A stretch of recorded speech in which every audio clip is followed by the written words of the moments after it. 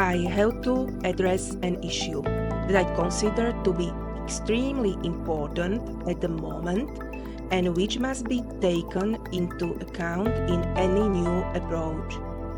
First of all, imagine a model scenario. Imagine a group of people who have the task of building a construction together out of small parts, for example, such as bricks. The rules are clear. Behavior that contributes to the final goal of building is proclaimed as correct, and those who comply are praised by official supervisors. But on the other hand, if someone disrupts the construction process, for example, by starting to demolish it or secretly taking bricks for themselves, they are not only informally tolerated, but also prosper and enjoy benefits in society.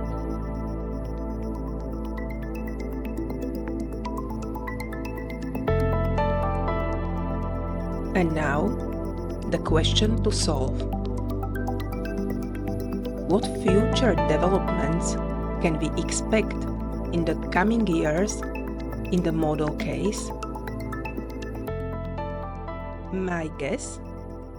The collective structure will gradually deteriorate and decay. Only those who work out of principle will remain, but even many of them will eventually become demotivated and bitter. People transform over time according to what the system favors. Not all, but many, especially those who are at crossroads and undecided at the edges, of which they can lean to either side when making a decision, than to lean towards what seems to be a better life strategy.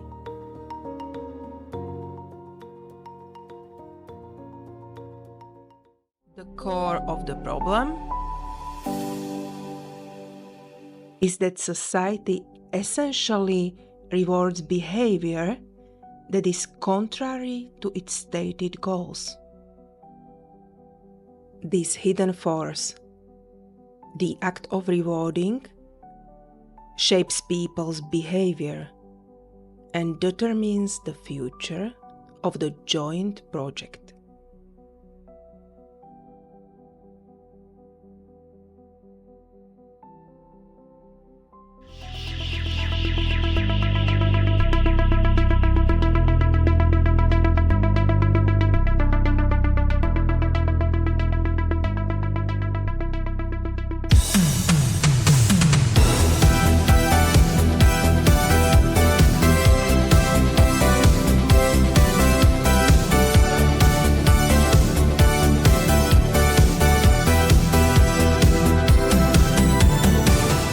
This shows how the frivolous adoration of various celebrities can be corrosive to society.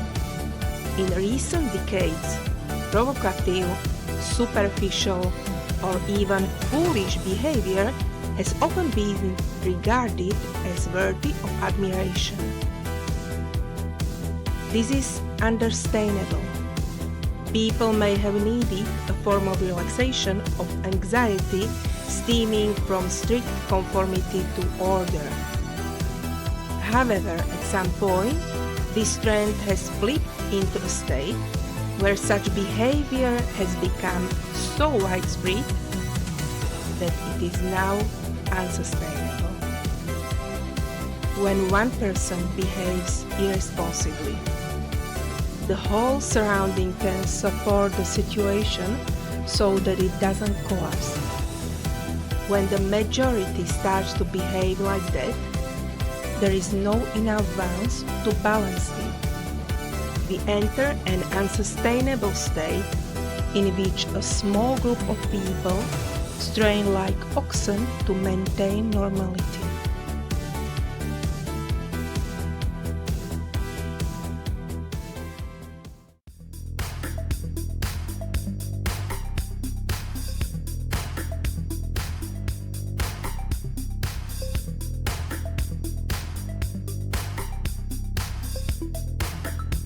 This applies everywhere, even to consumer behavior. There are fundamentally incompatible goals at stake here. Wanting to promote moderation and indirectly rewarding and admiring consumerist behavior. We all know the cost of maintaining the image that some people are currently chasing. It is a 24/7 commitment to caring for one's appearance and an intense focus just on oneself.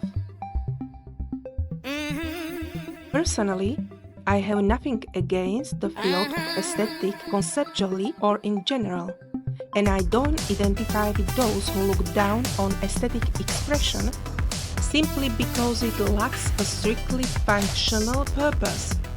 After all, art and beauty are not purely utilitarian concepts. It is perfectly fine for people to engage in various interests. It just needs to be named exactly as it is. Certainly, aesthetic works have their value. It just doesn't have always the same priority as other issues. Still, it is possible to concentrate on creativity rather than just shallow consuming.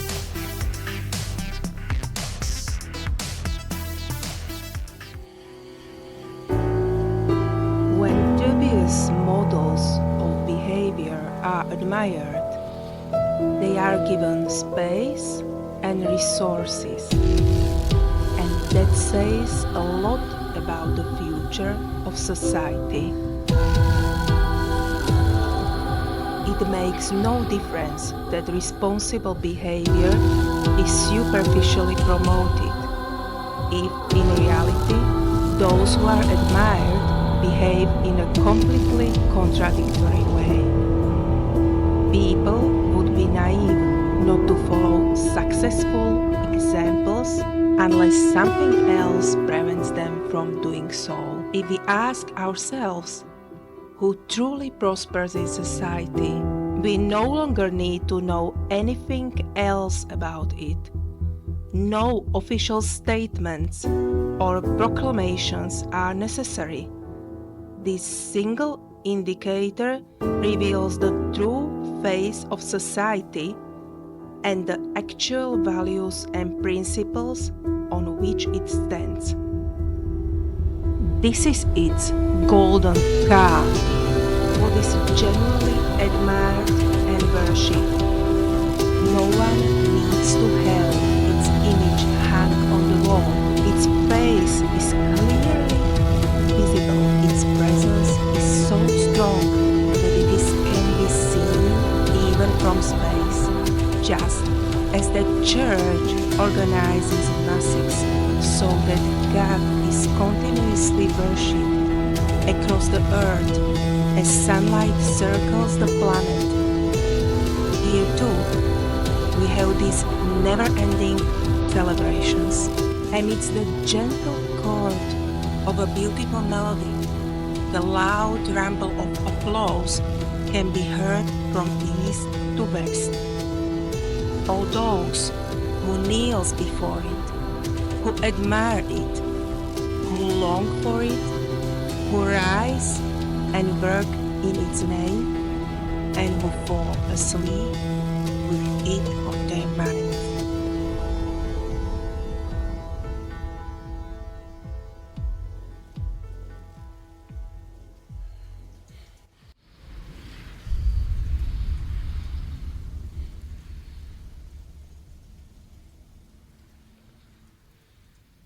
The backbone of society is its rules. However, they are not always explicitly defined as an express obligation to do or not to do something. There is one crucial area: rewarded behavior. It is here that the contradiction and paradox emerge, because what is rewarded can be in complete opposition to what society officially claims. this is evident today, when the social narrative says one thing, but what actually happens, the true face and real motives are clearly visible, and yet they remain suppressed and unspoken, like hidden undercurrents.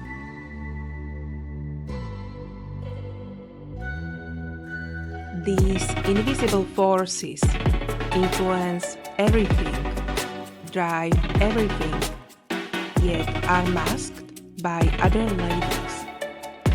We dismiss them, we overlook them, because deep down we all sense that acknowledging their existence would mean crossing the boundaries of civilized society on a moral and spiritual level. And so, a superficial layer is applied to this reality, makeup, labels, dirt perfumed, and reality embellished.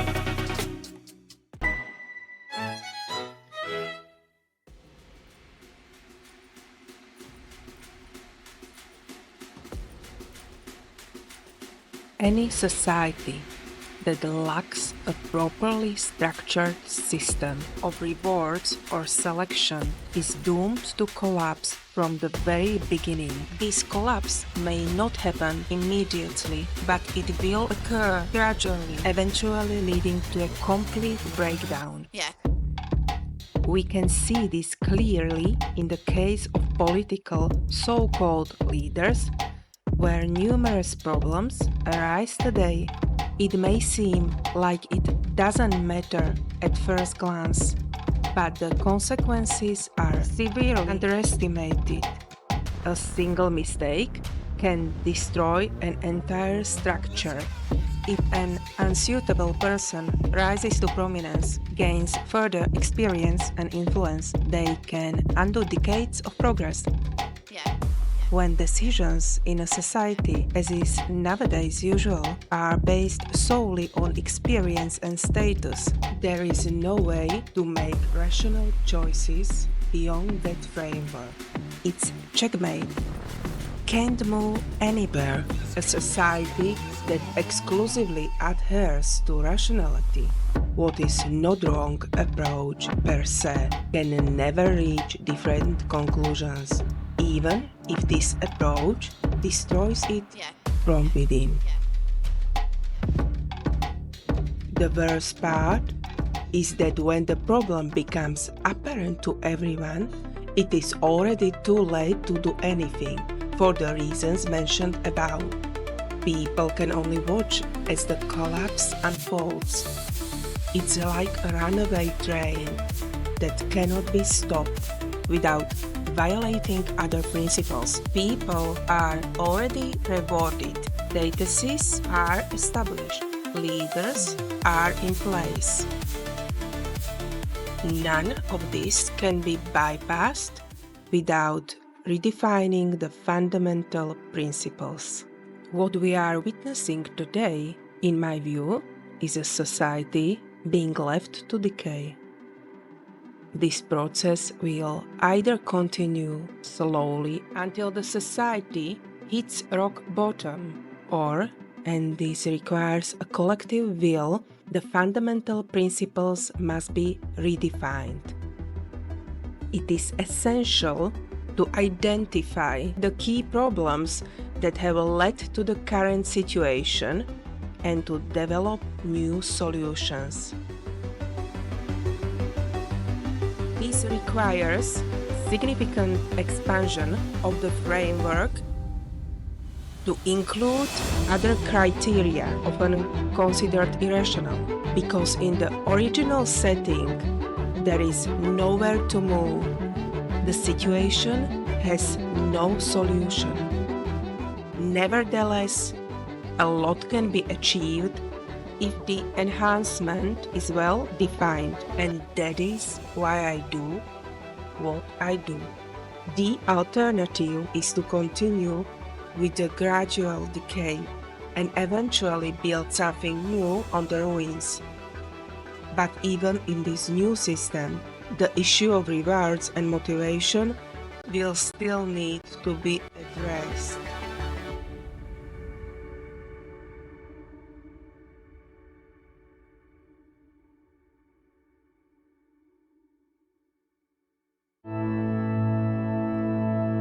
In the past, various forms of punishment and intimidation were used to motivate correct behavior. Fear was a tool that could force people to behave in a desired way. But this approach is not as effective as rewarding positive behavior. These questions have been addressed throughout history, always involving ideas about how motivational system would work best. However, if such a system is set up superficially without deeper understanding, it does not bring the expected results. Rather, it leads to decline. Some may reward performance, others obedience, while some focus on supporting the disadvantaged. Certain people prefer strict justice, while others lean toward mercy. There are often attempts to balance injustices by favoring behavior that would otherwise go unnoticed. But, of course, this approach also creates new problems.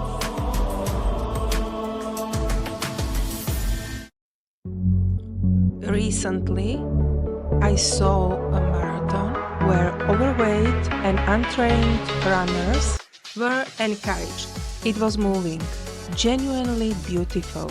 It might have changed these individuals' lives, motivating them to lead a healthier lifestyle.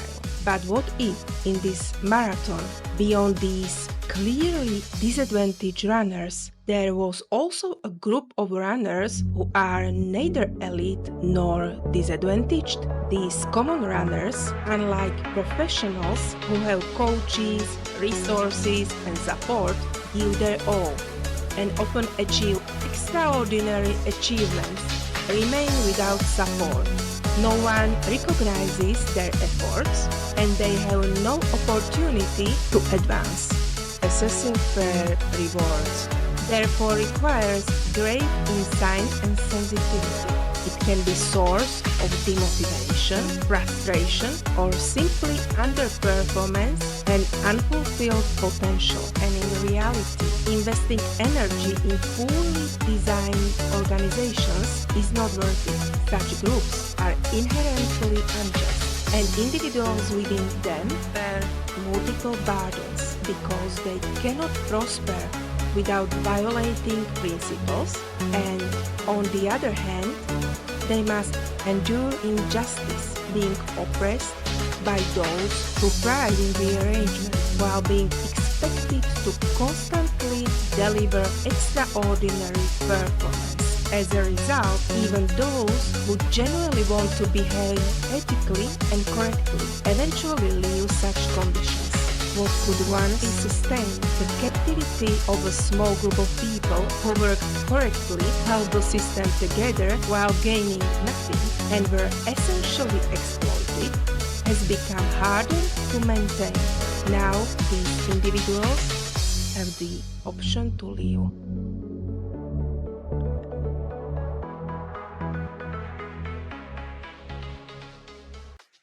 In this video, we have focused on rewards, especially the quiet, unspoken, and hidden ones, which nevertheless possess incredible power and impact.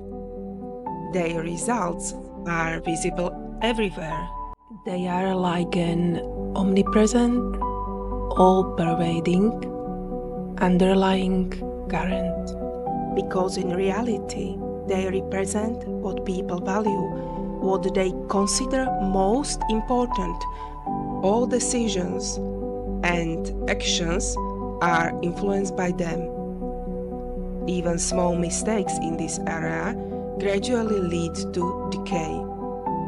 That is why It is essential to create a system that genuinely rewards and favors behavior aiming to the long-term prosperous models. Such a system is the foundation of both justice and sustainability. It creates motivation.